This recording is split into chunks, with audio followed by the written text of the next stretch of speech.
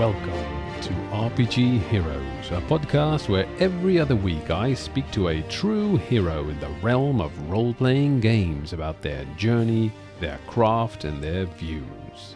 As your host, I will focus on one particular aspect of this wonderful hobby for the interview, regale you with stories from my own 25 years of experience with role-playing games, and reflect on the major takeaways from the interview. Join me now on this epic journey and awaken the hero in you. Now, on episode 2 of RPG Heroes, we're going to be talking about using published material, such as adventures, campaign settings, etc. This will also be featuring an interview with Seth Skorkowsky, who is a well-known YouTuber who talks a lot about published materials, and he's published quite a lot himself. He's also an author of modern fantasy novels. So, if you want to listen to that, well, hold on to your hats and just wait for me to finish my intro. Now, first thing, I want to thank quite a lot of people. I'm not going to name them all, but at the moment of recording, I have to say I'm astounded to see I've already got 133 listens on my very first episode. So thank you all for taking a chance and taking your time to listen to my podcast. I think this is wonderful. I have to say, when I look at the stats, I see that the day that Runehammer or Hankerin posted on his Facebook that this episode was up, there was a huge spike. So that really helped. Thank you so much. Also, thanks so much for all the likes and follows on my Facebook page and my Instagram. And for those of you who are new to the show or who haven't seen those sites yet, well, I'll put the links in the show notes. So make sure you go there and have a look. Also, I would like to thank some people for all the feedback that I've received so far. It really helps. One of the things was maybe the episode was a bit on the long side, so I'm going to keep this one a little bit shorter. Let me know what you think of it, if that really helps or not. Also, the other feedback I received was maybe tone down the dramatics a bit when you're recording yourself. So that's what I'm going to try and do, sound a bit more natural, let's say. And then a very special thanks to the two very first patrons of this endeavor. It truly warms my nerd heart that anyone deems my podcast good enough to actually pledge their support on Patreon and send me a small amount of money each month. That is just wonderful. So thank you so much. In order of joining, Bert and Thomas. True heroes, I would say. So published material. You can break it down from large to small, roughly, by starting out with campaign settings, which is usually a very large kind of product. Then there are adventure paths consisting of multiple adventures that kind of tie together into one big story. There are individual adventures, and then there are the smallest ones, the one-page adventures for a quick one-shot. Now, when it comes to campaign settings, a lot of role-playing games actually come with their own particular campaign setting. Usually the whole point of such a built-in setting is to show off what the game can do, what it's capable of, and I suppose what the writers kind of intend to do with this particular game. Doesn't mean you have to play in that particular setting, of course not, but it does work really well. If I look back at my very first campaign setting, this was called Karamikos, or at least I think that's how you pronounce it. And Karamikos calls itself the Kingdom of Adventure, which of course is a great name. This was when I was playing 2nd edition Advanced Dungeons and Dragons with my very first games master. Later on I actually bought the campaign setting from him when he decided to give up on dungeon mastering. And you can actually still buy it, I was surprised to see. So if you're curious, check out the links in the show notes. So it's a boxed set, and what's really cool is that it's a pretty generic high fantasy world. There are many of them nowadays, but what's kind of unique about this campaign setting, I think, is that it actually comes with a CD with audio, and this audio is meant as to help beginning gamers to kind of get through their first adventure, to see, how does this role-playing work? How should we do this, or how could we do this? And it really inspired me at the time to dig into the role-play part of the game. It had sound effects and all these kind of cool things. So that's kind of unique. And the other thing about this particular campaign setting is it's just so rich in non-playing characters, in maps, handouts, etc. And what I like is that what it does is it tells you as a game master, look, this is your world. These are all kinds of famous people that walk around in it. These are all the different countries, different religions, different NPCs, all these kind of things. And here are all kinds of interesting locations with a story hook. Now, go and make your own adventures and have fun. With the hex maps back in the day, it was also it would encourage exploration. So when your players look at the map and where are we going next, well, they would see all these cool things like some kind of broken down tower. Oh, what's that? Oh, it's got a mysterious name. Why is this forest called the Forest of the Green Dragon? Let's check it out. So it really encourages players also to look at the larger world. And that's one of I think, the wonderful things of an existing campaign setting, because I've also ran a campaign where I was building the world myself, and very often when you do that, you tend to build the world as you're playing, which means that a lot of the world simply doesn't exist until you need that particular part of the world, which makes it a bit harder for players to know where can we go and why would we go in that particular direction. Of course, the advantage for me was it was easier for me to kind of steer them in the right direction, and also to change the world as I needed it for my particular story. The second campaign setting I ever bought was Dark Sun, again for 2nd edition Advanced Dungeons & Dragons, because that was literally the only RPG I knew of at the time. And wow, what a difference it made. So we were playing the same basic rules with hit points and armor class and all these things, and you can be a fighter, etc. But suddenly the game got a very different tone. If you're not familiar with Dark Sun, make sure you check it out online. There are also versions of it, I believe, made for D&D 3.5. And, I am really hoping for a 5th edition version at some point. Dark Sun explored a very different aspect of the game. It was much more raw and barbaric, and the survival aspect of travel became much more important, because Dark Sun is an entire desert planet, kind of reminiscent of Dune, if you will. And the artwork of Dark Sun is particularly, at least to me, particularly evocative.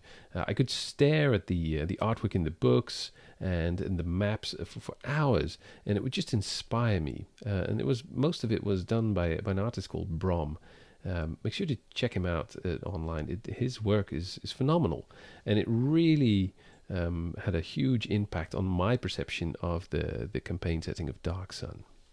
Now, the way that I tend to use campaign settings when they come as a boxed set with maps and exploration books and NPCs and all these things is I tend to kind of cannibalize the ideas in there for my own adventures, and then change things around as it suits my needs. That's my preferred method.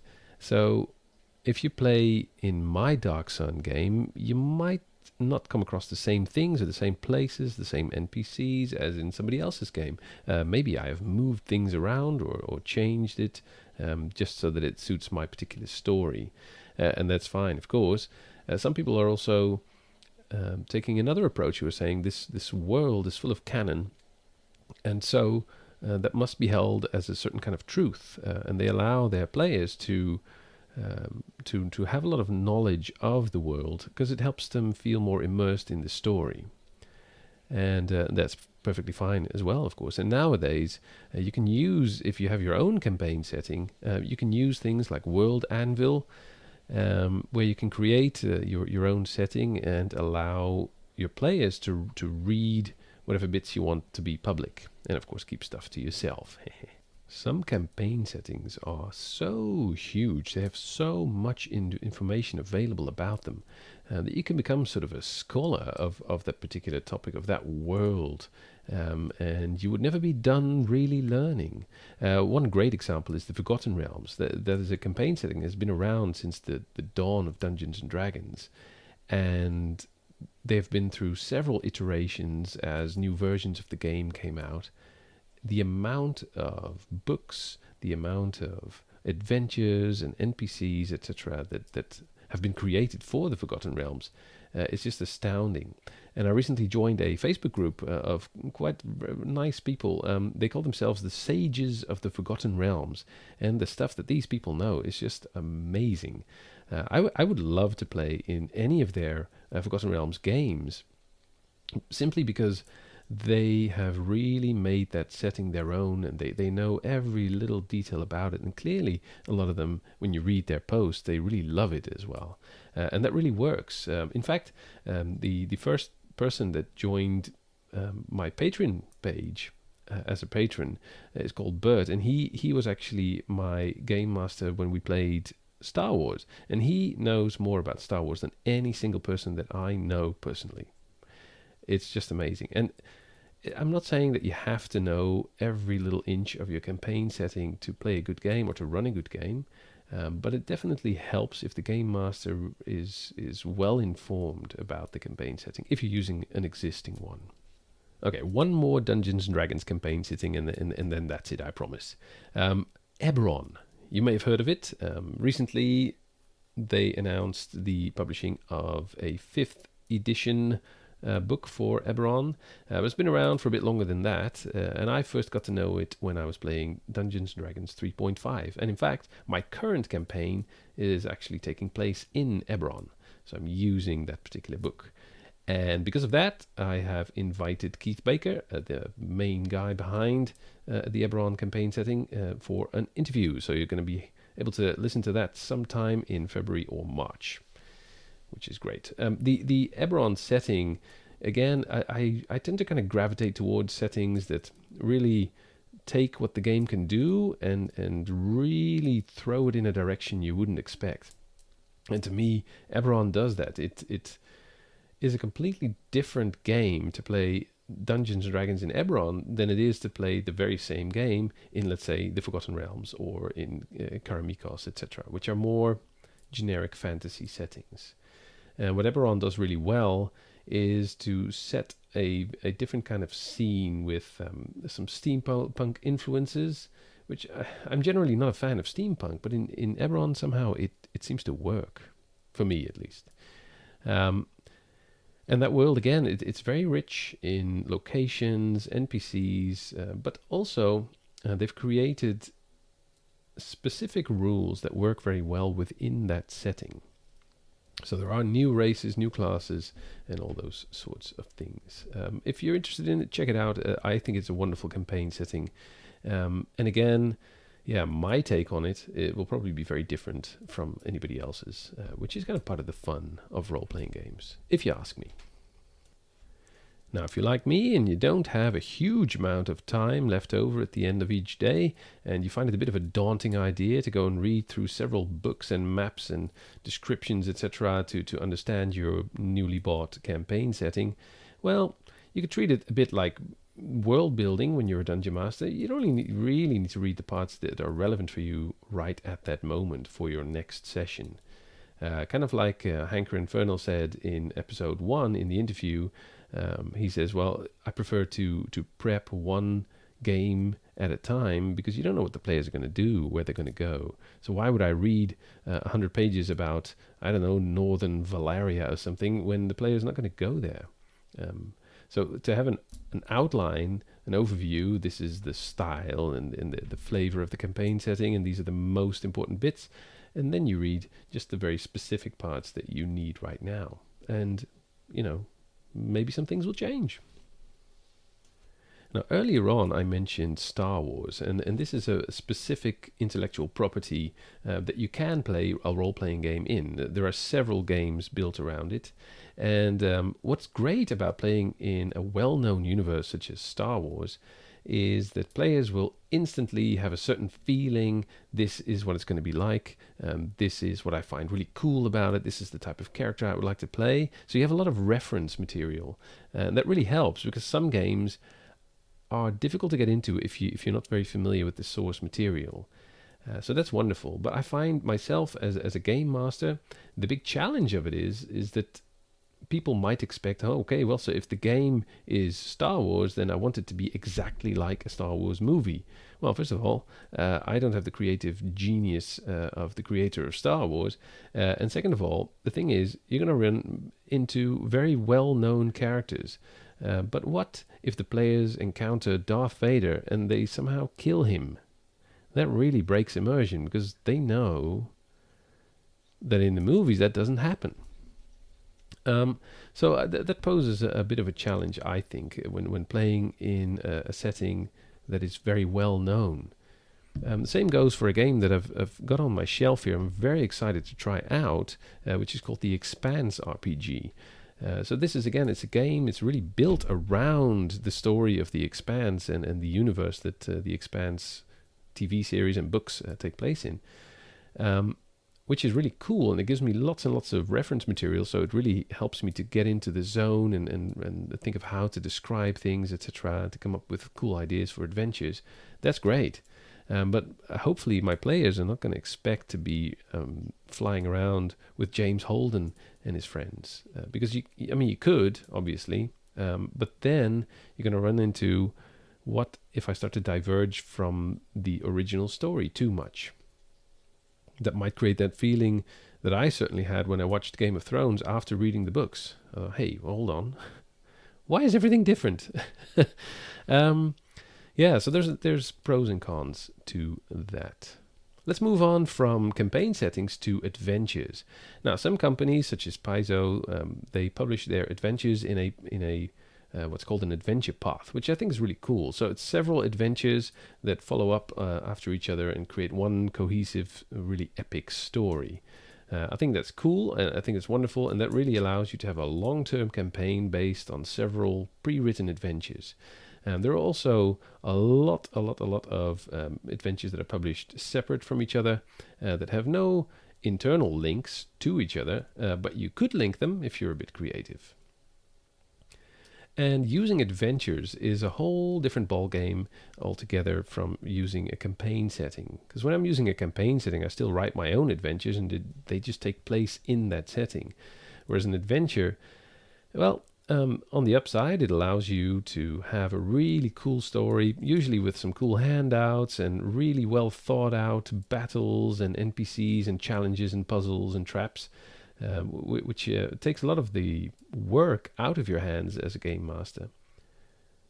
Well, I say that, and it's not entirely true, because I found using published adventures that I'm still spending some time preparing, but then more reading and understanding the adventure properly and thinking about how are my players going to react to all this and what is the most likely thing they're going to run into that is not written in this adventure.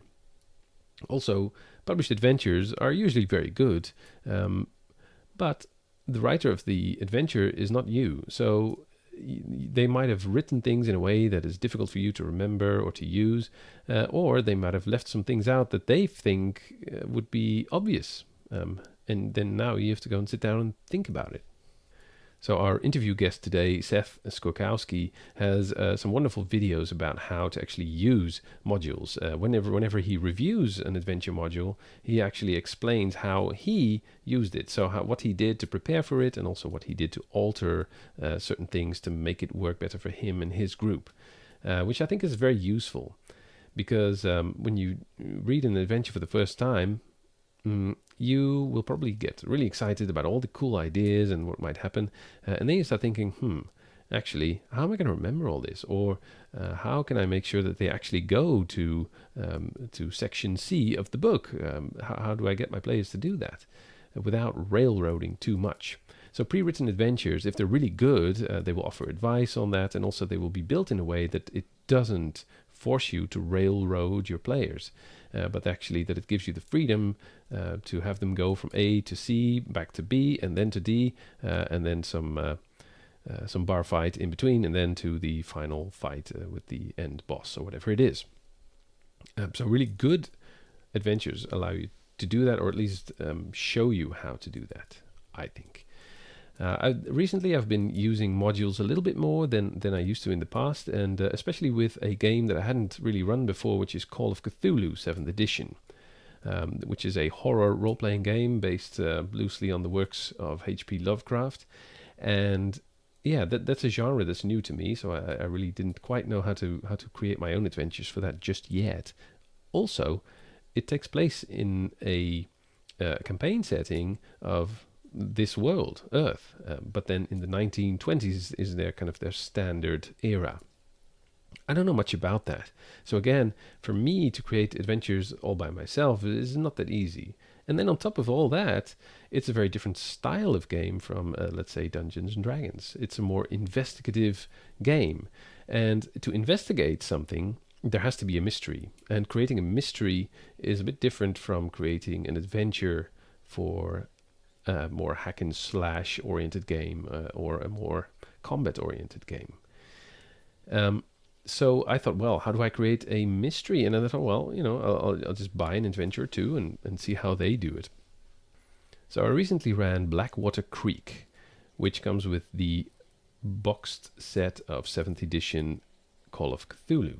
So you can buy the what's called the player guide and the keeper's guide, and then it comes with a game master screen or keeper screen, I guess they call it, and a little booklet with 2 adventures, and one of them is Blackwater Creek by Scott Dorward, who is actually our next interview guest on episode 3. So that's really cool. I'm really looking forward to talking to him about this.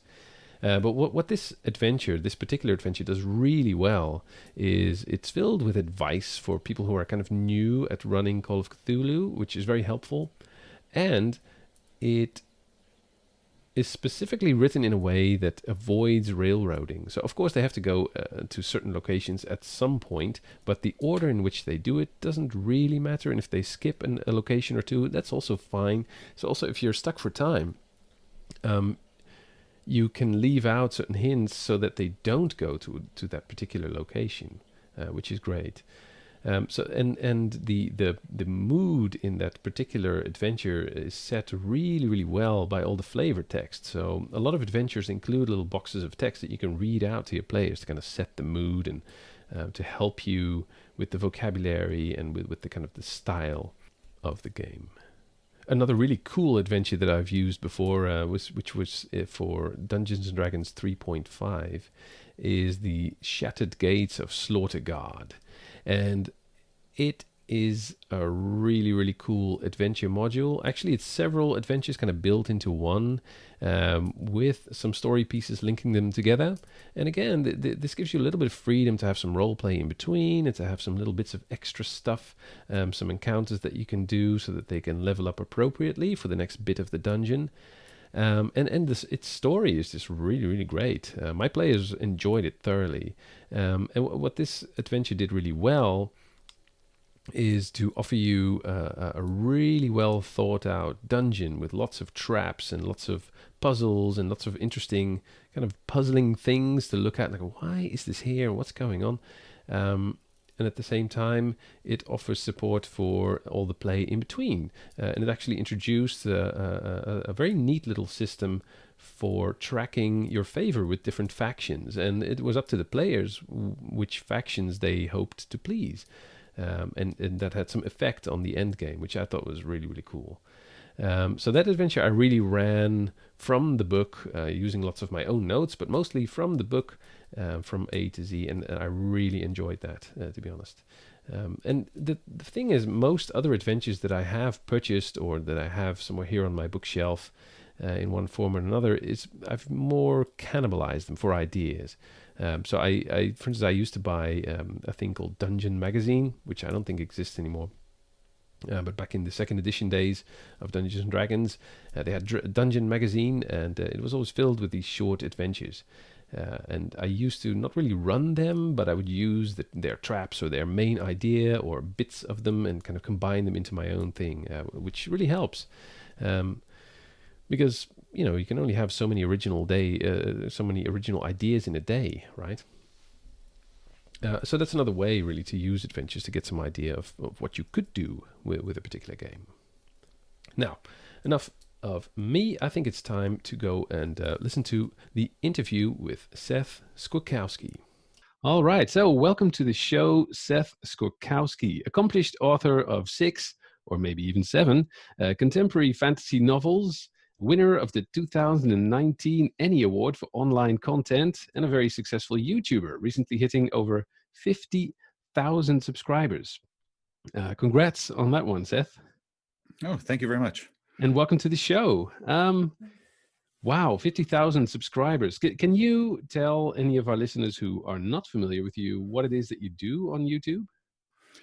Um, Mostly I talk about just different tabletop role-playing games, different reviews for different systems or adventures, then occasionally little GM tricks and stuff that I figured out, as well as what I call my philosophy series, which is really just long opinion pieces, usually more humorous than anything else. Yeah. And then occasionally just random videos about this and that. Yeah. Okay. Wonderful. And one of the things that you are famous for, I think, is the fact that you use different characters in your videos, which end up usually being very amusing. But also, I think it really it touches upon the idea of role playing, because actually in your videos, when you talk about role playing, you play roles, which I think is really cool. Yeah, and so recently you received an email from this weird Dutch guy who said, "Hey, I think you're some kind of hero when it comes to role playing games." What went through your mind when you read that? Well, honestly, the first thing I thought was like, "Oh, this is somebody that wants me to sell something." Uh, Really? I I get a lot of weird requests for people wanting me to plug their stuff, and I almost always turn it down. So Right. I read further. It's like, "Oh, it's a podcast interview." I love doing these. All right. So many of my videos are really just me kind of talking to myself. It's kind of nice to actually converse with somebody. And Yeah, yeah, I can imagine. Yeah, because I find that part of doing podcasting as well is I'm just talking to my screen, and there's not even a video going. Yeah, it gets kind of strange from time to time. Yeah, so yeah, what I said in the email, I really meant it. I think that you have a great contribution to role playing as a hobby with your videos. I find it really helpful that you give reviews, but not just say, "Oh, this is good and this is bad," but you also explain what you can do as a game master to improve the module for your own use, or what to look out for when you're running it. And I think that's great. So that's something I would like to talk about more in depth in a minute. okay. But going back to my intro, I said you're also an author, an accomplished author of, well, 6, but now 7 contemporary fantasy novels. Cool. Can you tell us, just before we dive into the actual topic, can you tell us a little bit about this new novel of yours? My newest novel is titled Ashes of Onyx, and that is it's contemporary fantasy, so it takes place in kind of the modern times. And it is, when I was very young, the novel Magica by Clive Barker was very influential on me. So this is kind of my ode to a Magica in a lot of ways. So it's a very gritty portal fantasy, where it's a sorceress who has lost her magic, who is able to get it back, but basically she's hired for a job for revenge. So it's a little bit urban fantasy, a little bit horror, a lot of portal, and I use some of the Carcosa King in Yellow mythology Ah, throughout it. So people that enjoy my Call of Cthulhu stuff and like the Call of Cthulhu stuff will at least recognize a lot of the inspiration points along the way. So yeah. it's that's coming out at the end of January 28th, I believe. Oh, So right. So pretty soon. yeah, In fact, this episode will probably air somewhere towards the end of January. So that's when people are listening to this, they might even be able to pick up your book already. so it'll be there right before or right after. Yeah, So yeah. That's really cool. And where can people find your book if they would um, like to buy it? right now it is on Amazon for the ebook. By the 28th, there should be the physical books available, which you can order at bookstores. Uh-huh. I don't know if it's going to be carried in stock. There's a lot of weird politics in that part. Ooh. And then there will be an audio edition that Blackstone Audio is recording, and they've got the target. They're going to try to get it out at the same day. I've done enough audiobooks that I know that sometimes it can be missed by a week. When Oh, right. Yeah. I've done audio from other books. That's my favorite way of reading books now, is through audio. So Really? Yeah. I'm well, especially if it's my own book. I Uh-huh. can't read my own books because my eye is still trying to edit. Ah, of course. Yeah. And I'll ponder sentences like, man, I could have worded that a little better, or I'll Yeah. remember a way that it was worded before. Uh-huh. If I get to listen to it, I just get to sit back and enjoy the story. Right. Uh, So, and I'm also just an audiobook addict. So whenever I'm driving or doing errands or anything like that, I've always got an audiobook on. All So right. Okay. Yeah, wonderful. That's kind of how I use podcasts, to be honest. I listen to a lot of actual play podcasts and also podcasts about all kinds of topics. And like you say, when you're on the run, let's say, or on underway going somewhere, it's great to be able to listen to some kind of content. Yeah, I agree. All my, right. my wife loves it if I've got a good audiobook, because that means like all the laundry is done, the house is entirely picked up, because I Yeah. can't just sit in a chair and listen. I have to do No. something. So Yeah. Yeah. so she loves it if I find a good book, because that means the house is spotless. Yeah. So it's reading for multitaskers. That's really cool. Okay. Yeah. So and I was very curious when I looked at your website, and I saw the titles and the pictures on the books. I thought, okay. Um, I could play that. is there is there any ideas in your head about maybe turning these books into modules, or did they come from some kind of role playing experience? Well, I have one series. It's called my Black Raven series, and those are sword and sorcery thief adventures. Uh-huh. And the very first one came about from an adventure that I wrote several years ago, where a thief basically gets hired for a job that's just a huge frame up of the Right. nobles framing him for a murder. Right. So a mundane job becomes this horrible incident. And so that started from tabletop games. And the series takes place in a world that I wrote for tabletop games, Right. but none of the other stories are like those. No. So it always takes place in the same world. Uh-huh. The hero will go to cities that the PCs went to, but yeah, it's kind of hard to write a story that's like a tabletop game, because Hmm. when I'm writing, I have absolutely control over every single detail. Yeah. When I'm playing a game, I have, once the game starts, from that moment onwards, I don't have control anymore. It is, No. No. it's between what the players decide to do and what our collective dice decide to do. Yeah. And sometimes what the players want or what the dice want is not actually the way stories we like to hear should flow. Yeah. That's yeah. It sounds very familiar. So when Uh, people talk about like James like an author, it's like, yeah, they're like an author up until the moment hmm. the game begins. Yeah. And at that point, they're kind of, spinning plates on sticks, Yeah. trying to keep them going. Yeah. I've heard it being compared to trying to herd cats. Yeah. Um, because players instinctively know what probably the worst idea is, and that's the one they're going to glom onto. Yeah. So, and it's usually you as the GM going, okay, how do I work with this? Yeah. Exactly. How do I get them out of this situation? Yeah.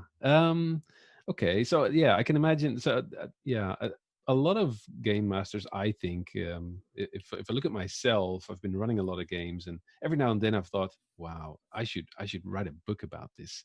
Um, so you've actually kind of done that, right? With your first Black Raven book, Mountain Yeah. of Daggers. That's cool. And what about vice versa? Have you ever thought about turning what you have now in all your novels into, let's say, a campaign setting or even its own RPG? I have I've actually turned down one offer once from my old former publisher, because they also did games, Oh, uh, and part of what it would require is it'd have to be a system that I really like. hmm. Um, theirs is mostly going to be a very rules light system, so it's like no, it has to be one that I like, which is Yeah. usually a skill based type game. Hmm. And there would still have to be a lot of kind of expansion done to turn a book into a world setting, Yeah. because you don't want it, at least I don't want it to be just a kind of a one trick pony where it's like Mm. it's only good for this one thing that this one story does. I'd like it to be, something that you could play for years, and you're not just trying to recreate what the books Yeah. did. Hmm. So Yeah. I could convert it to some existing systems and be happy with that, but at the same Okay. time, I don't know if there's enough there to warrant an entire RPG for it. Okay, fair enough. Yeah, and if you would have to choose right now out of existing systems, what would fit your books best for those of us out there who maybe want to try to Um, use your material? Man, my current love is the uh, Call of Cthulhu Seventh Edition system, which is they've got the GRP, the general role playing system that it's based on, Mhm. but it's also had a few tweaks that I actually prefer over or the BRP, the Mm. basic role playing system. So it's a little different than BRP. Yeah. So I'm in love with Seventh Edition. So I figure if you're going to convert them to any role playing game, I'd want it to be that one. All right. Cool. Well, I'll be looking forward to hearing hearing about this appearing at some point in 2020. That'd be awesome. I would buy that for sure. All right. Speaking of buying modules, so the main issue, the main content of today's episode is about using published material, and I've seen a lot of reviews by you on how to use certain modules and which modules you think work really well and which ones need some work. Um, when you're running a game or you're about to run a game, how do you pick what module you would like to run? Yeah, it's kind of a combination of things. Part of it is what am I in the mood for? Hmm.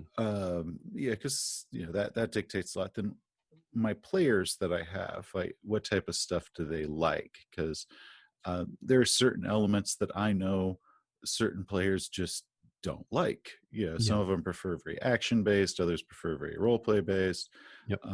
One of them is he's an accountant professionally, and one thing that turns him off on a game more than anything is accounting. Oh. Um, so yeah, sometimes there's different games where there's a lot of different like little detail type of accounting stuff. So it's like I usually rule those out because like, oh no, he's gonna hate that. Oh yeah. Um, so there's different adventures that I kind of have to look at who my players are, Yeah. what their moods are, and what their preferences are. Hmm. And then after that, how well we can kind of, if we're doing it with an existing campaign, how well I can work it in Yeah. to that. Uh-huh. So there are sometimes we'll have games where I have an adventure that I want to run some module, but I know it might be 2 or 3 adventures down the road before all of the things have aligned to where now this is going to be perfect now, Yeah. but I can't run this just yet. So Right. I've Okay. got a pretty big queue of adventures that are like, oh, we're almost ready for this one. Yeah. Hopefully the campaign won't end before I finally get to run this adventure I've been holding back on for a while. All right. Yeah. And so, is there any resource that you use to figure out which modules to buy, or are you just generally just shopping often and looking? Oh, this could be cool. I'll read a lot of reviews. Um, we Right now we're doing a campaign in Traveler, but when we're doing Call of Cthulhu, their online resource, their Cthulhu wiki, is just fantastic. So you could look up because they usually do older scenarios. I could look up all of the older ones. It would link me to reviews I could read. Hmm. Sometimes with different handouts that different GMs had made and stuff. So wonderful resources there. Oh, that's very Uh, cool.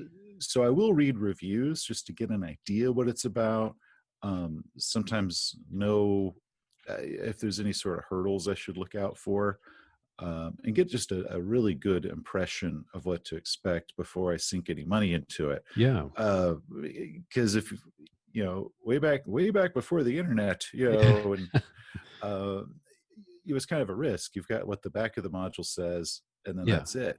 Yeah. And otherwise, you're reading Dragon magazines and whatnot, trying to figure Yeah. out, if I spend my $10 on this module, Yeah. what if it sucks? Yeah. Yeah. Yeah. Exactly. So I'll usually research a lot. Hmm. Um, Sometimes I don't, and sometimes I've regretted that. So I usually try to do Yeah. my homework before I invest into it. Yeah. Yeah. Exactly. That sounds like a good idea. And so, do you use mostly existing modules, or do you also write a lot of your own stuff for your campaigns? Right now, I'm primarily using modules. Mhm. Over the entirety of the years I've been playing role playing games, it is far more stuff that I've written. Mm.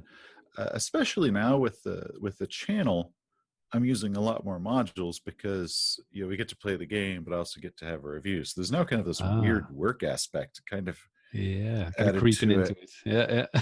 which has been kind of an odd balance because I don't ever want that to take away from the game. No. So so it's like it still has to meet all the requirements that it would for me to normally run it. Hmm. But there is kind of a like, well, I could write this, or I could use a module, kill two birds with one stone, Yeah. sort of deal. So right now, I'm using a lot more modules, but sometimes by the time I'm done with it, it's not really recognizable from the source material in a lot Ah, of ways. I still yeah. do a lot of tweaking and Hmm. changes, or just the players do something the module hadn't anticipated. So now we're kind of go off in this different direction for a while before we Yeah. can kind of bring it back. So the adventure still ends up looking completely Yeah. written by me at the end. Yeah. Well, that I think is one of the wonderful things about role playing games, right? Is that it is not a fixed story, and the players have a lot of influence well, if things go right, if you ask me. Yeah. No, absolutely. One of the things I love when I do my module reviews is, YouTube commenters will talk about, oh, I did this adventure, and they'll give like some little story about how their experience with that same adventure I was talking about is. Mm. And you can tell where either the GM added it in advance or the GM made some massive changes to respond to something that they were doing. Yeah. And it's like, this is really only vaguely similar to the adventure that we had. Yeah. And if you scroll through, especially on older games, I've had a lot of years of people playing, and like White Plume Mountain or some of those, you'll Hmm. see 5 stories that are all 5 completely different Yeah. takes. Yeah. And I love that about it. That's really cool. Yeah. So it also means you can get quite a lot of mileage out of buying a module if you play in different groups, let's say. Yeah. Oh yeah, if you get to have different, if you get to run different players through it, so that way they're still surprised by what's Mm. actually there. Yeah. Um, it, After a while, there's this kind of level of proficiency and mastery with this scenario, because Yeah. you kind of have in the back of your head all of these contingencies that Yeah. have worked and what hasn't worked, Yeah. and it becomes a lot more, just kind of a lot more exciting in how well you can really present it, Yeah. because the written module is now just a small portion of what Yeah. can do. Yeah, exactly. Yeah, sounds really familiar to me. During the day hours, I'm actually a teacher, and I teach a lot of parallel classes. So that means that by Friday, that particular lesson is really great. And the kids on Monday, well, Yeah, they're the yeah, trial run. yeah, they're the guinea pigs. Yeah, and so when you let's say you buy a new module, and you're getting ready to use it, can you give a short description of your process? Like, how do you get ready to run it? um, well, when I get it, it first has to kind of pass the test if I think it's going to work for us. um, the very first thing I do, and this probably isn't the best thing to do, is I kind of quickly flip through it and I look at the pictures Oh, and yeah, any of the maps. yeah. I just kind of oogle it, and if something jumps out, I'll read what that's about. Mhm. Uh, but normally, what I'll do is I'll very kind of carefully read it, and the whole time be thinking about, this is something I need to take into account. This looks like something I want to explore more. How in the hell do I work my current game uh, towards this setup, or how will I need to change the setup depending on what my campaign is? So I usually do like kind of a very thorough read, making these little notes to myself, Mm. either on post-it notes or just in my head.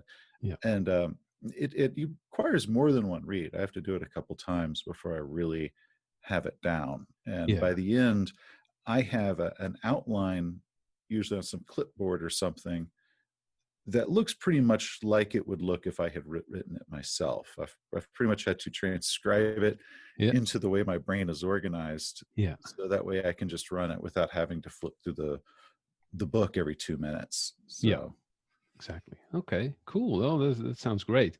Because for a very long time, I've never actually touched any published material apart from campaign settings and the actual rule books. And it's only been recently that I started to get more interested in using modules. Um, Simply also because I'm branching out to different games, and then it's a bit more difficult to write your own stuff when you're new to a certain system or new to a specific world. For instance, I started playing Call of Cthulhu about a year ago, I think, and wow, that's very different from playing Dungeons and Dragons, let's say, especially with the investigative side of things. So Call of Cthulhu is very story based, and with with D&D or other kind of classic fantasy games, I can come up with an adventure really quickly, and Hmm. I can come up with a cool dungeon with a lot of like trips and traps and tricks. Man, I'm getting tongue tied here. Um, and I can make it interesting or populate a town and have a lot of fun because mostly those are kind of quest driven. Call of Cthulhu is so story based, and there's this mystery, and your mystery has to actually be able to hold water. So Yeah, you have to put a lot of thought into it beforehand. So yeah, with Call of Cthulhu, yes, I use a ton of modules with that because you have to write an entire uh, story before you can even begin. yeah, And if you want to have the diversity of lots of different creative ideas, it's great to use modules because you can read a dozen modules by a dozen different people yeah, and you get a ton of great ideas. Versus if I did it, I'll probably only use three plots and different just over and over again. yeah. Different It'll kind of variations become of it. boring for my players and me if Yeah. I'm just recycling the same two or three plots over and over. Yeah. And luckily for a game like Call of Cthulhu, there's loads of material. It's unbelievable the amount of stuff out there. Um, It's kind of the benefit of being it's almost 40 years old now. It's like 1982, I think, is when it came out. yeah. So there's decades and decades of really, really brilliant stuff. There's also some crap, but yeah, there's a lot of brilliant modules out there that you can kind of sift through, and you kind of get to choose which ones you like versus, well, these are the only three good ones. Yeah. You kind of go through and it's like, wow, which one am I in the mood for? These are all wonderful. So Yeah. Ah. And speaking of really brilliant modules, what would you say is one of the best modules you've ever come across?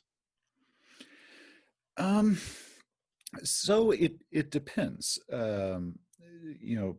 Partially for the game that we're running and the level of people that I'm running it through, not just like character level but like player level. Yeah. um so when people like ask my opinion, because I talk about a lot of old first edition D&D stuff, Hmm. and I'm always quick to you kind of say the same ones, like Sinister Secret of Saltmarsh, which I was so happy fifth edition later reprinted. Yeah. And it's not that it's a brilliant adventure. It's a nice, tight little adventure that's perfect for beginners. Um, a personal favorite of mine, though, is much less known, and that was called All That Glitters.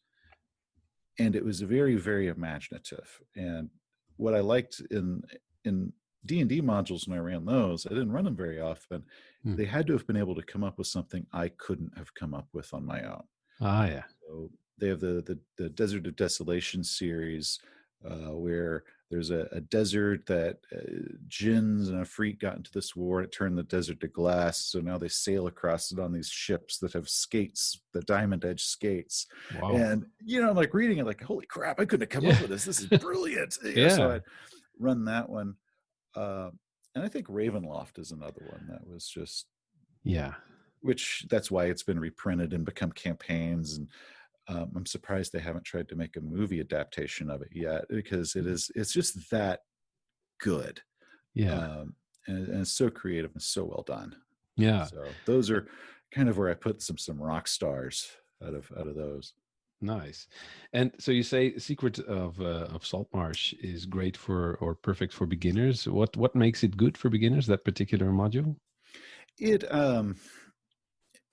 you so when you're a first level character, and a sneeze could kill you, Yeah. it it felt like a much bigger adventure than it was. Heroes Mm. go, they're exploring this um, supposedly haunted house. They think it's haunted, Yeah. and it ends up being that it's smugglers in the basement that are doing it all. So now you're fighting pirates, and they've got Ah. like an illusionist leader, and then in one room you find some skeletons and stuff, but it's kind of like a, a mystery adventure versus go kill some rats because you're so weak. All you can do is Yeah. kill rats and big bugs, and Yeah. it was like a little miniature dungeon that was at least challenging, but not going to kill them. Yeah. Because with a lot of the old first edition stuff, the good modules didn't start till you got to fourth level. Right. Yeah. First through third, it's like, good luck. There's Yeah. just don't die. Yeah. And this was one of the ones that was written for that very introductory level for players and characters that I thought was just really impressive. And it felt like it was a much bigger adventure Yeah. than it really was. So the players felt like it was a grand adventure versus we have to do these weak little jobs because we suck. So Yeah. Exactly. Okay. Wow, that sounds really good. And you say it is also out for 5th edition now, or yeah.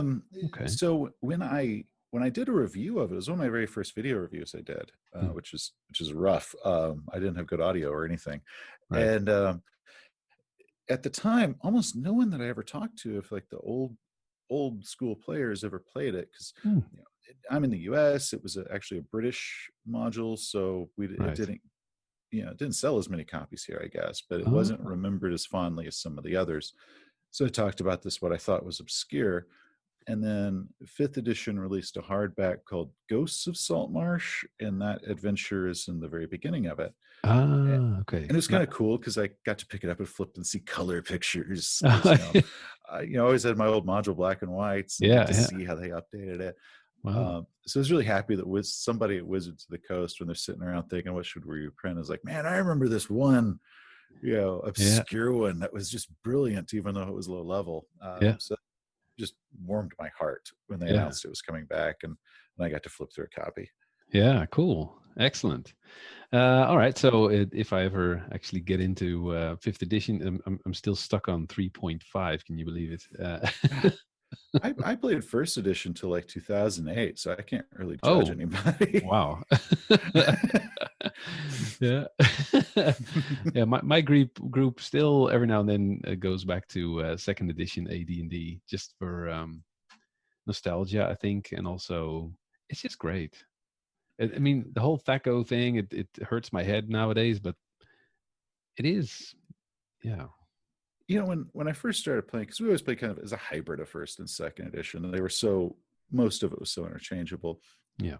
And people would tell me that THAC0 was hard. I learned all this stuff when I was 13, 14 years old, when your brain is this little sponge. Yeah. And I had never seen another way of doing these calculations. So it never occurred to me that this was kind of a complicated way of doing it. Yeah. So I always kind of like roll my eyes, like, oh, whatever, THAC0 was easy. It's so simple. You add this, and you subtract that, and you roll that, and you try to get above that. And, this bizarre formula that THAC0 required. And I thought it was a no-brainer. And it would frustrate me when people found it difficult. Then we stopped playing that, came back years later, and I'm looking at that, go like, oh my God, they were right. This is weirdly complicated. How did I do this in my sleep? Like, when you're really proficient at it, you don't even realize you're doing the math. You just, you see the variables. You're like, okay, I need to roll above a 17, but I couldn't show you my work how I got to that number. It's just... Sounds very familiar, yeah. Because my first experience with role-playing games was 2nd edition AD&D as a teenager, and exactly what you say. It's like, well, I guess this is how it's done. Yeah, just roll and figure it out. Yeah. All right. And speaking of 2nd edition, you mentioned Ravenloft. What gives Ravenloft a special place in your dark heart? Oh. Well, there's a lot. One, mentioning Dark Heart, I'm a huge horror fan, so the fact that it was more of a horror ghost love story than kind of the classic, knight in shining armor goes in the dungeon and kills the goblins. I mean, it actually had this little town, had this big gothic castle, like something out of an old Hammer horror film, and so it had this big story, had a big backstory. But some of the stuff I loved about it is it wasn't a set module. So there's this. So the game master should figure out where all the items of power are that are necessary to complete it. Yeah. Or when the PCs get to the fortune teller lady, they actually draw cards, and the cards will tell the game master where to put the sun sword and where they will encounter the vampire. Yeah. So the GM should like have all that beforehand. But the moment the cards come out, it's like, okay, well, then I'm not going to use any of that. We're going to go by what the cards have told us. Right. So it gave it this kind of replayability.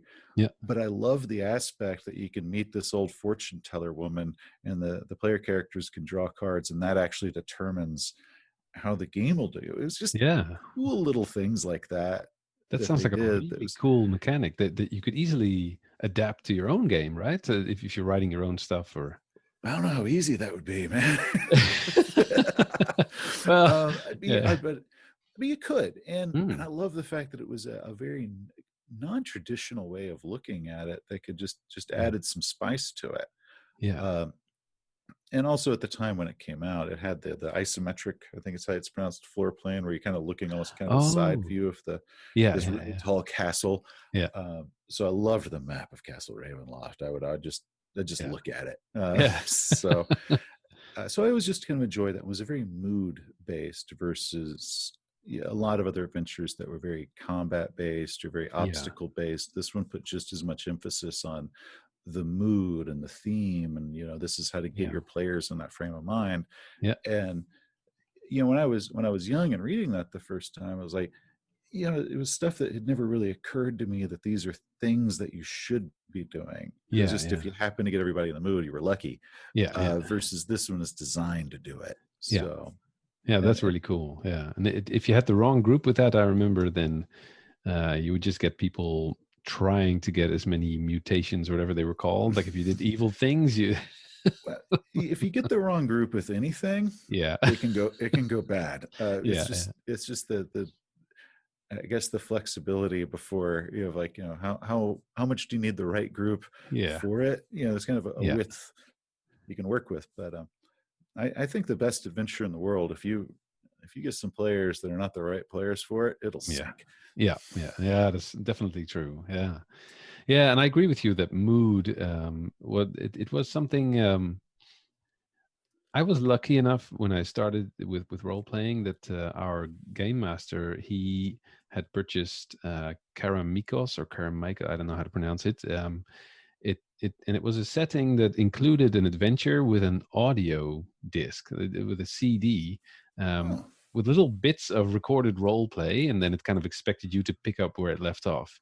And that really helped to set the scene because it had sound effects and it had these voice actors who did a pretty good job of representing the archetypal characters. The thief always, here, can I take this? And and it also kind of interesting that it forced you to accept that, oh, this is something my character just said or did. oh, And now what do you do? Yeah, but when you talk about setting the mood, those adventures were really good for that. Yeah.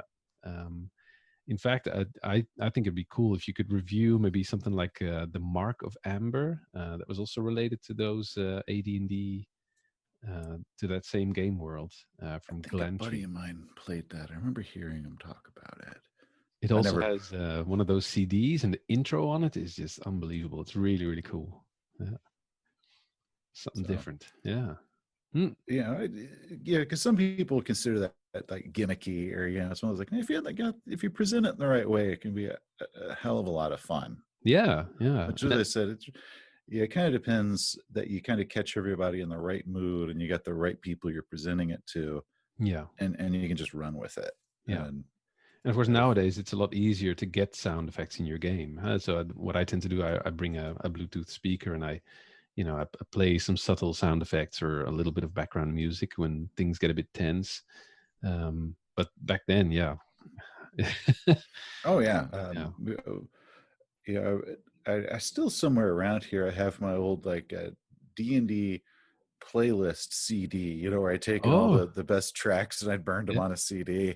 um yeah, and I had like two or three of these little burn CDs, my mixtapes, yeah, if you will. And then finally, the MP3 players and all that came out, so I was like, okay, yeah, well, now I've got like a 6-hour playlist. yeah, Just yeah. go. Yeah, exactly. Yeah, great. And so, not that I want to knock anybody's work, but was there any particular module that you came across that you really thought like, oh, MG, I'm so sorry about this, or I'm sorry I tried running this even? Um, well, I've got two answers for you. I have had one where I joined a Kickstarter for it's called Kids on Bikes. I was Ah, very yeah. excited on the Kickstarter. I've Mm, even got like the backpack, and I got little folders, all the little add-ons for it. yeah. And it does that 1980s Stranger Things, the old 80s Spielberg movies. Hmm. And when I got it, it was just not my thing. Oh, It's a very rules light system. It's just not the way my players and I like to do it. Yeah, no. and it's like, man, I got the special edition hardback and all this stuff for Oh, it, and it's like, this just isn't my jam. yeah. Um, so it wasn't that it was bad. I'd read reviews and a lot of people loved it, Hmm. but it was not our taste at all. So I did have the buyer's regret of like, man, I Yeah. got caught up in the Kickstarter and I got like everything. Oh. So I was really, that one bummed me out. I'm actually finally going to get to play it at a convention coming up where I actually Oh, am joining a game, because yeah. I basically had to like, well, I can't figure out how to really run this right. Let me just sit in on some actual games Yeah. and Yeah. play it. And so I'll finally be able to review it once I've actually played it, because that's my other policy. Yeah. Um, Now, as far as like as bad modules, there is one that we ran and we had a fantastic time running it. Right. I'm actually doing a series on it right now on my channel. It's called it's for Traveler. It's called The Mystery of BTSHT 365, and Ah, it is yeah. terrible. It's, um, so much about it is there's huge gaping plot holes. There is a couple issues I have. Like it basically it throws in rape at two different points as ways of making Ooh. I guess the bad guys seem more bad. Yeah. Which, it's like if you do it once in a module, it's kind of like okay, that probably wasn't the best way to do it, but they do it at two completely different parts from two completely different bad guys. It's like, Mhm. okay, we have officially gone too far with this. Yeah. And But it's off it doesn't screen, really I imagine. explain the Or plot. It has some editing mistake. Basically, every little thing that you could gripe about, it yeah. nails them. And we still ran it, Hmm. and I did a lot of modification to it. We had an absolute blast. It was a $2 module. We got like Yeah. 4 or 5 sessions out of it. It came to Right. like, I think it was like 34 hours of the playtime, Okay. and we had an absolute blast. But it's one that I would never recommend to anybody. No. It's just one of those like, there's some really good ideas in here, but the rest of it you're going to have to throw away, or Yeah. add all the parts that they didn't put on there themselves. So, that's probably the worst module I've read in a long time, which is weird because I'm now giving it like a 5 video Yeah. part series. But at the same time, it's like Yeah. this thing is crap. But Gives you a lot to talk about then. Yeah. yeah, and we had fun, but I have the little, I guess, the affiliate thing with Drive Through RPG, where I'll Hmm. put a link to it and I can see when people buy it, and I've seen like Yeah. people buy it. I'm like, ooh, God, yeah. Good luck with that. I don't know, maybe they're buying it because they saw that it's like, well, Seth played it, it has to be good. Like, Yeah. you might want to listen to what I'm saying. Or it's reverse psychology. Don't buy this. Oh, it must be good. I guess. I hope they have fun with it, but Yeah. it is one of those. And since when I review them, I actually have to dive a little bit deeper Yeah. than when I basically have to articulate thoughts that I have when I just read it for myself. Yeah. Um, it really makes me kind of wince at certain things they did, because I'm currently working on the next episode where we talk about rape as just a plot point. Yeah. And it's like, this is quickly becoming one of the less comfortable adventures I've done. And I do a lot of horror adventures, and this is Yeah. supposed to be sci-fi space opera. Like, why is this the one Yeah. That that is doing goes. this when I do all these horror modules and they never No. go there? No. No. So Okay. that's my long-winded answer. Well, and it's a great one. Yeah, thanks. Yeah, I'm very curious how the reviews will be for the modules that you're gonna create about your books, and I'm looking forward to those. Is there any way that we as listeners can have a good way of estimating this is going to be a good module or not? So obviously, hearing your story about kids on bikes, nobody's perfect, but is there any good way to look at it and go like, okay, this are there aspects of a module that you pay special attention to? Um, so what I like in a module is I like a bit of diversity as far as it's not just one thing. Hmm. So it's like, okay, we go from like this wooded setting to a city, and now we're in the mountains, and now it's in the snow. So it's Yeah. like, so if you can, like a good Star Wars movie, you want three Mm. settings. Yeah. If you ever pay attention to like George Lucas Star Wars, there was always three settings. It's like, Yeah. okay, Yeah. well, now we're in the desert, now we're in the forest, now we're in space. And Yeah. so I like to have uh, some diversity there. I like to have a bit of a twist, I guess to say, where the solution or the reveal of the bad guy or what the real problem is not obvious from the very beginning. Yeah. It's something more than just go and kill the monster. It's like, okay, that might be what sends you on that way, but along the way there's going to be this incredible twist where maybe now we have a moral dilemma Mm. of the monster's not that bad and the guy sent us there, or Yeah. we were actually sent here to kill the monster because we were actually supposed to die, because that will appease whatever forces are at work. Yeah. We're actually the sacrificial lambs, and Oh yeah. what are we going to do about it? So I like a twist, Yeah. Yeah. but mostly it depends on our moods and what, and reading your players.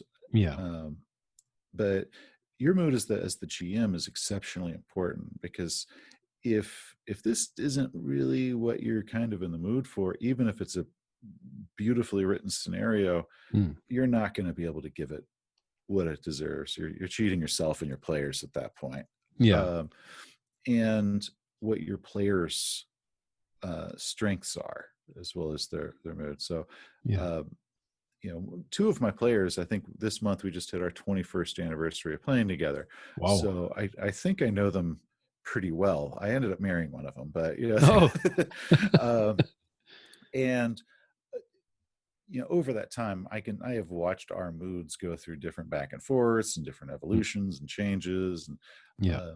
and sometimes we have the, what are you in the mood for? It's like, I don't want a thinking person's game. I literally want you send me in the dungeon and tell me to slaughter goblins. Like, okay, that's what we're gonna do. But Yeah. so you kind of have to read what everybody wants. Yeah. But also, in a way, the module, I want it to be able to give a story, but not a railroad. Yeah. I can.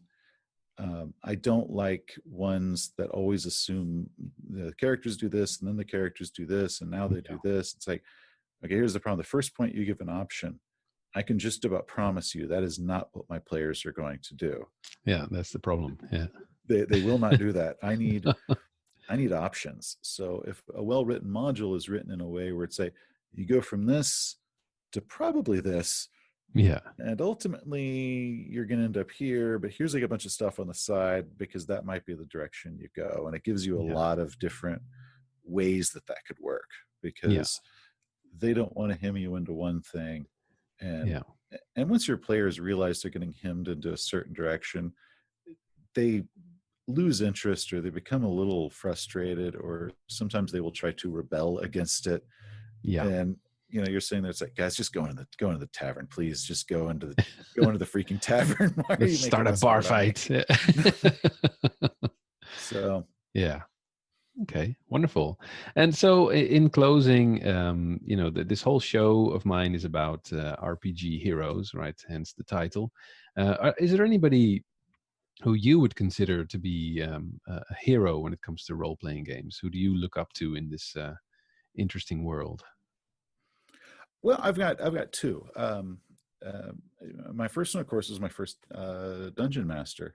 who was like a friend of mine's dad. So when we started playing, um, he had been playing since the mid '70s when the game came out, and he kind of showed us how to do it and how it was just so creative and so weird. And he was, a bigger nerd than I'll probably ever be. So Right. it was always full of this pop culture and stuff. Yeah. So he really taught me how to enjoy the game. Industry wise, my hero would be Mike Pondsmith, Mm. who does Artel Saurian Games, and he did Cyberpunk 2020. They're finally about to release the Cyberpunk 2077 video game, but Yeah. Mike Pondsmith, I absolutely love his systems. I love hearing the guy talk. Um, his games are very clean. They're very you get into the mood of them. You read the books, and you can kind of get the flavor of the world. I mean, he's a Yeah. fantastic at just reading about the rules. You still get the mood of the world when it's very easy to make that part dry. Yeah. And I think a lot of his games were very ambitious for the time they were made, to where he was releasing stuff back in the '80s that only now have people started appreciating. Steampunk games, he was doing those back in the '80s. Nobody knew Wow. what steampunk was back then. So he's very ahead of his time, and he's just a Yeah. charming man. He is the only person I've ever gone full fanboy on. Oh, right. Really? I You met have him or? I met him at Gen Con this past year, and I Huh. have met various authors. I've met and now worked with a lot of people in a lot of different publisher companies that are kind of my lesser heroes. And Mike Pondsmith is the first time I ever went like full blown awkward fanboy in my life. Oh, really? And the whole time, this voice in the back of my head's like, "What the hell are you doing?" It's like, I didn't What, even know I had this in me. what did you do? What did you say? I started stuttering and like getting Really? loud, and Oh, wow. I was like, because it's like, oh my god, yeah, it's Mike Pondsmith. So like this little voice in the back of my head is like, run now and save your dignity. I had a friend with me. It's like, I've never seen this side of you. It's like, I've never seen this side of me either. Like, Right. I don't know how that happened. Well, I have to say he's very high on my list of people I would love to interview for this show as well. Um, his game Cyberpunk 2020 was the first non Dungeons and Dragons game I ever came across, and we still play it. Actually, this year, my old group decided, because it's 2020, we have to. There is no other way. We have to play Cyberpunk 2020. My players have had that warning now for the past 10 years that come 2020, we're going to be playing some cyber. I don't care what we're playing No. is our primary game. Yeah. We're going to be doing some cyberpunk. I kind of regret we're like a little over a week in at the time of this recording, and I still haven't put together what our cyberpunk game is going to be. But get your act together. I was the same way. It was my first non D&D game that I ever really got into. I'd done some Star Frontiers, which was sci-fi, but it was just D&D in space. Cyberpunk was so radically different. Yeah. And I loved it. That was so influential on me. Yeah, same here. Yeah. Wow. So that we have that in common at least. Yeah. That's a wonderful story. And interesting to see that somebody that I would consider that I put a bit on a pedestal is just like me, gets a bit nervous around people he thinks are cool. If I ever get to interview him, I'm gonna have to do something with the audio, because his voice is magic. He has a magical voice. It's amazing. Yeah. When I first got to hear him speak on some YouTube thing, I think it was when 2077 came out, I was like, he talks exactly the way I imagined he would. Yeah. It's just wonderful. And like you say, when you read his games, it's like he's talking. So there's this phrase somewhere in Cyberpunk 2020 that it says, this is not that game with the elves and the healing and all that. Like I don't remember it exactly, but I'll try and take a picture of the book and put it in my show notes. But it's so funny how he describes, look, you're probably reading this from the perspective of, I used to play D&D and now I'm doing this. And he just uses this very dry humor to kind of show you, look, this is going to be a lot grittier and edgier than what you're used to. Oh yeah, and there's a lot of just casual slang that gets thrown out, and Yeah. it just the books just dripped style. Yeah. And yes, it was kind of like going on an adventure just by reading about how to play the game. Yeah. Um, when at the time every other game book that I read was very clinical. It was Mm. like, you do this to get this, to get this. Now go and have fun. Yeah. Well, Cyberpunk was like pretty much kind of grabbed you by the shoulder and said, "Come on, kid, I'm going to show you a new world." And Yeah. it's Yeah. beautifully written stuff. Yeah. Absolutely. Totally agree. All right. Well, I have no more questions for you. So, so I would really love to thank you for your time, Seth, and I would say good luck with the new book coming out. So, once again, that's Ashes of Onyx. Am I saying that right? Onyx? Yes. Oh, okay. Oh, thank goodness. I teach English. Whoops. Yeah, but so good luck with the book. I'm looking forward to checking that out. And yeah, keep up the great work on your YouTube channel. Oh, thank you very much. Thank you for having me. All right. And I guess see you later, Chumbata. See ya. Well, another hero has been interviewed, and I feel like I'm earning experience points or something because I really feel like I'm learning from these people. It's wonderful to be able to do this, and I'm looking forward to doing episode 3, 4, 5, up to all the way up to hundreds. And each time, I hope, again, just like with this interview, to learn some interesting things and just to get to also meet some just really cool people that do cool things for the hobby. Now, time to wrap it up. So if, like me, you're thinking of turning your epic campaign into a novel, well, as we've seen, it's certainly possible. Check out Seth's Black Raven novels for great examples. It's good to bear in mind that not all the choices made by players will fit into a compelling narrative, though. Likewise, turning your favorite movie franchise, TV series, or books into an RPG campaign is certainly possible, and it has the advantage of having lots of reference material for you and, very importantly, for your players. But it can be difficult to pull off for that very same reason. Breaking away from canon can break immersion as well. As you probably noticed, I like creating my own content, but I do love mining published materials for ideas, inspiration, or just to use it as a solid basis to start off from. Adventures can be run as written, but often require some tweaking, keeping the creative part of a DM's job important. Let me know via Facebook or Instagram what some of your favorite settings and adventures are. I'd love to get to know some more options for my own games. Well, that's it for episode 2.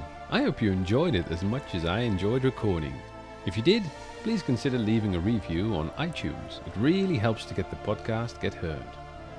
Want to keep up with the latest news about my podcast? Then hop on over to my Facebook page on facebook.com/RPG Heroes Podcast.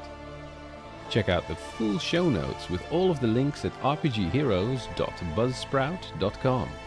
And don't forget about that competition from episode 1. Want to support the show and join other supporters on my Discord channel? Then I would be honored if you check out my Patreon page at patreon.com/RPGheroes. 2 weeks from now, I'll be digging into the topic of mood and horror in RPGs with the help of Scott Dorward of the Good Friends of Jackson Elias podcast. Make sure to check them out at blasphemoustomes.com. Until next time, stay heroic.